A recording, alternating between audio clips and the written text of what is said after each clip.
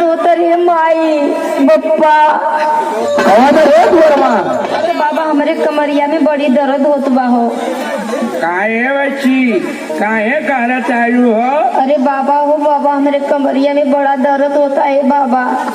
ये उम्र मेरी है कुल हो जा आवा हमारे पजरे हाथ पकड़ावा तो बचाई का ढाई है। अच्छा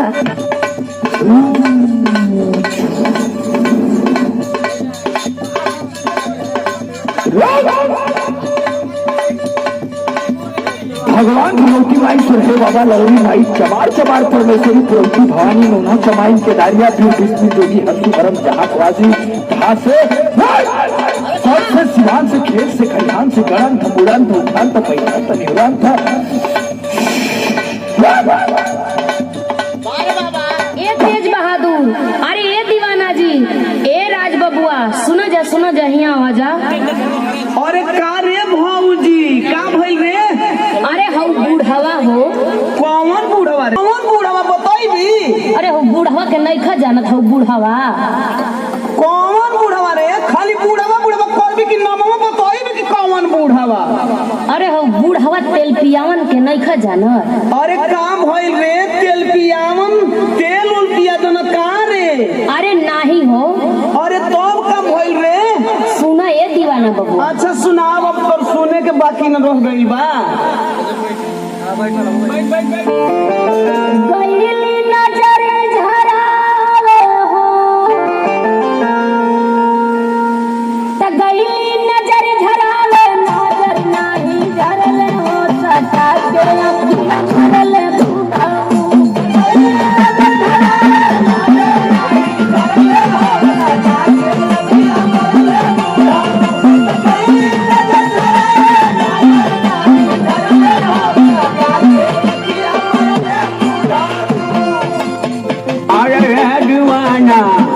हाँ बाबा बोलो।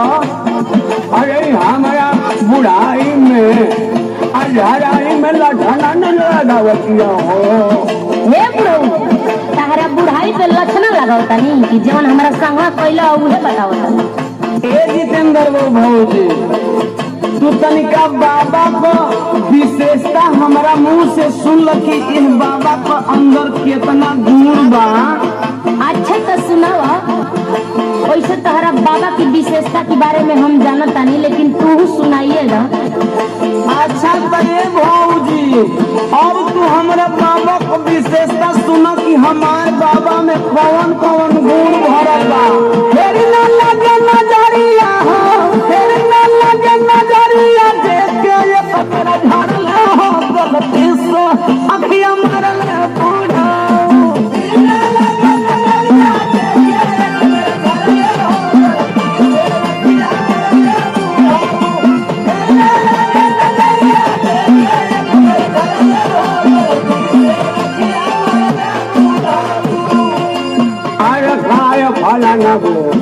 हम कहाँ घूमने दूधो का लक्षण लगा के हमार ओझाइया सोखाई कुल बिगाड़े दल साधर न मूल हो वो बिगाड़े दलू का हो। अरे चुप रहा बुढ़ऊ एक तक चोरी भी है ऊपर से सीना चोरी। कैसे भौजी? चश्मा नीचे एक तक ताके अखिया फाड़ चली में झाके।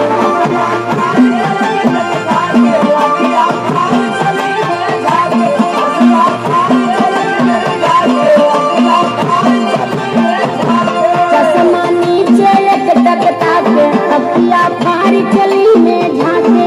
बन के साठा में बाठा हो बन के साठा में बाठा नियत बिगड़ल हो सटा के अखियां मरल बूढ़ा।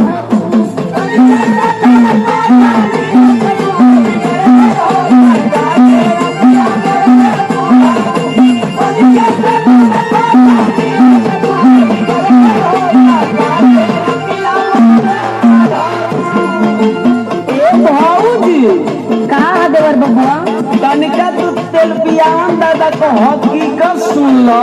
अच्छा तो सुनावा जवन तेल पियावन बाबा के तू बिना फीस के वकील भइल बारा न तो तेल पियावन बाबा के वकालत कर। अच्छा तो तू बहस हमार सुन के नाही के पैसा अखियां मरल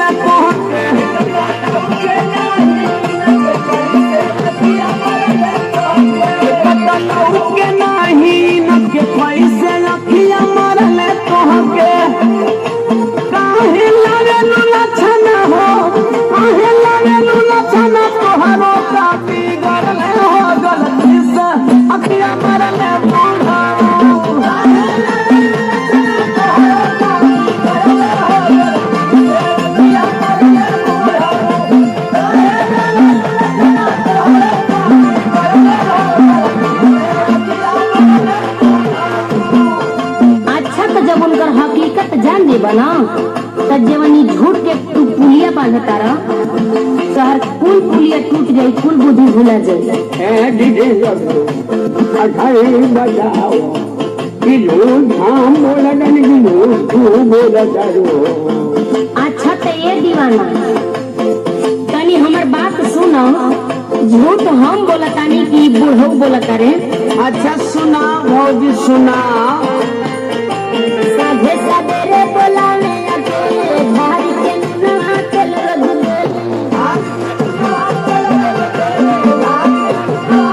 साझे सवेरे बोलावे अकेले भारी के ना चल रघुवेल मीनाक्षी बूझ गई हो मीनाक्षी बूझ गई धर्म रानी डरले हो सता के न पिया मरल हो मीनाक्षी बूझ गई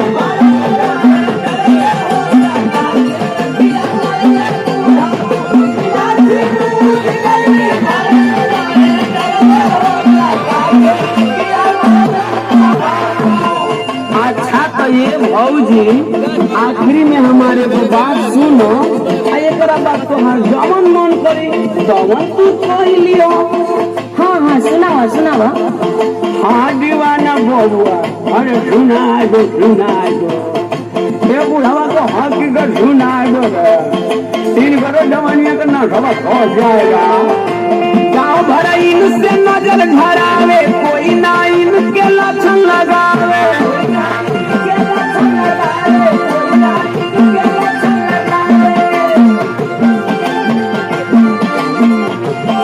गाँव भर इनसे नजर झरावे कोई ना इनके लक्षण लगावे दीवाना कोई के जादू हो अंदर कोई के जादू कोई के टोना उतारले हो गलती से अखिया मरला बोलाओ मीनाक्षी बूझ गई धर्म रहना डरले हो सता के अखिया मरला काहे लगन वचन तोहर काटी गरले हो गलती से अखिया मरला दीवाना इजी